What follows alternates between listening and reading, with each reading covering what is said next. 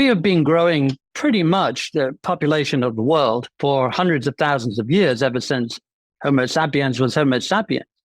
And very, very slowly at first, and then accelerating to warp speed with the Industrial Revolution. And in my life in particular, we tripled the global population. But this year, global babies will be the same as 2000. For the first time in human history, we will have peaked out a few years ago in terms of the babies born. And the population grows because people live longer and you have more old fogies.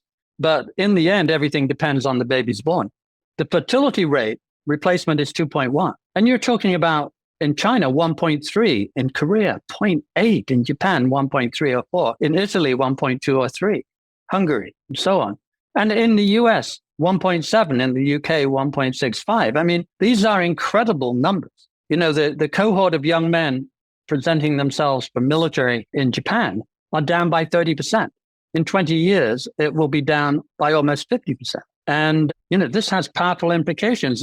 The economic world is pretty uncertain. But one of the few certainties is that for the next 20 years, we'll have fewer workers presenting themselves for inspection as potential workers. And we know that for absolute certainty because they're born. And my guess is that the baby cohort will continue to shrink. And that China, for example, which is really the pointy edge of this problem, because it's not only that they had 1.3 or 4 last year in fertility, it's that they have very few fertile women as a percentage of the total. The one-child policy bears particularly on the 20 to 40-year-old category, which are the people who have babies. And it tilted 15% to men, which doesn't help your number of fertile women. So they are desperately short of fertile women times those that they have times 1.3, or a miserable fertility rate. This is kind of double jeopardy. It means that within 20 years, they will have to deal with the kind of pressures of